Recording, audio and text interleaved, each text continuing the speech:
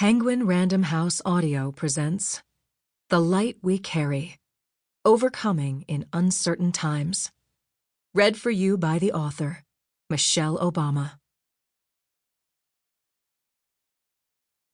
To all those who use their light to make sure that others feel seen. This book is dedicated to my mom and dad, Marion and Fraser, who instilled in me the values I've long used to navigate the world. Their common sense wisdom made our home a space where I felt seen and heard, where I could practice making my own decisions, where I could become the kind of person I wanted to be. They were consistently there for me, and their unconditional love taught me that I had a voice very early on in my life. I am so grateful to them for igniting my light. If someone in your family tree was trouble, 100 were not. The bad do not win, not finally, no matter how loud they are. We simply would not be here if that were so. You are made fundamentally from the good. With this knowledge, you never march alone. You are the breaking news of the century. You are the good who has come forward. Through it all, even if so many days feel otherwise. Alberto Rios, from A House Called Tomorrow. Introduction. At some point when I was a child, my father started using a cane to keep himself balanced when he walked. I don't remember exactly when it showed up in our home on the south side of Chicago. I was maybe 4 or 5 years old at the time, but suddenly it was there, slim and sturdy and made of a smooth, dark wood. The cane was an early concession to multiple sclerosis, the disease that had given my father a severe left-legged limp. Slowly and silently, and probably long before he received a formal diagnosis, MS was undermining his body, eating away at his central nervous system, and weakening his legs as he went about his everyday business, working at the city's water filtration plant, running a household with my mom, trying to raise good kids. The cane helped my dad get himself up the stairs to our apartment or down a city block. In the evenings, he would set it against the arm of his recliner and seemingly forget about it as he watched sports on TV or listened to jazz on the stereo or pulled me onto his lap to ask about my day at school. I was fascinated by the cane's curved handle, the black rubber tip at its end, the hollow clatter it made when it fell to the floor. Sometimes I'd try to use it, imitating my father's motions as I hobbled around our living room, hoping to feel what it was like to walk in his shoes. But I was too small, and the cane was too big, and so instead I would incorporate it as a stage prop in my games of pretending.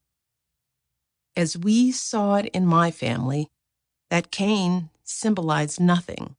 It was just a tool, the same way my mother's spatula was a tool in the kitchen, or my grandfather's hammer got used any time he came over to fix a broken shelf or a curtain rod. It was utilitarian, protective, something to lean on when needed.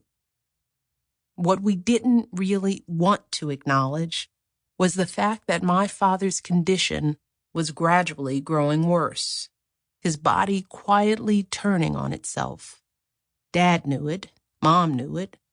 My older brother Craig and I were just kids at the time, but kids are no dummies. And so even as our father still played catch with us in the backyard and showed up at our piano recitals and Little League games, we knew it too. We were starting to understand that Dad's illness left us more vulnerable as a family, less protected. In an emergency, it'd be harder for him to leap into action and save us from a fire or an intruder. We were learning that life was not in our control. Every so often, too, the cane would fail our father. He would misjudge a step, or his foot would catch a lump in the rug, and suddenly he'd stumble and fall. And in that single freeze frame instant, with his body in midair, we would catch sight of everything we were hoping not to see. His vulnerability, our helplessness, the uncertainty and harder times ahead. The sound of a full-grown man hitting the floor is thunderous, a thing you never forget. It shook our tiny apartment like an earthquake, sending us rushing to his aid. "Frazier, be careful," my mom would say, as if her words could undo what had happened. Craig and I would leverage our young bodies to help our dad back to his feet, scrambling to retrieve his cane and eyeglasses from wherever they'd flown, as if our speed in getting him upright might erase the image of his fall, as if any one of us could fix anything. These moments left me feeling worried and afraid, realizing what we stood to lose and how easily it could happen. Usually my father would just laugh the whole thing off, downplaying the fall, signaling that it was okay to smile or crack a joke. There seemed to be an unspoken pact between us. We needed to let these moments go. In our home, laughter was yet another well-worked tool. Now that I'm an adult, what I understand about multiple sclerosis is this. The disease impacts millions of people worldwide. MS trips up the immune system in such a way that it starts attacking from within, mistaking friend for foe, self for other. It disrupts the central nervous system, stripping away the protective casing from neural fibers called axons, leaving their delicate strands exposed. If MS caused my father pain, he didn't talk about it. If the indignities of his disability dimmed his spirit, he rarely showed it. I don't know if he ever took falls when we weren't around, at the water filtration plant, or walking in and out of the barber shop, though it stands to reason he did, at least occasionally. Nonetheless, years passed. My dad went to work, came home, kept smiling. Maybe this was a form of denial. Maybe it was simply the code he chose to live by. You fall, you get up, you carry on. I realize now that my father's disability gave me an early and important lesson about what it feels like to be different, to move through this world marked by something you can't much control. Even if we weren't dwelling on it, that differentness was always there. My family carried it. We worried about things that other families didn't seem to worry about.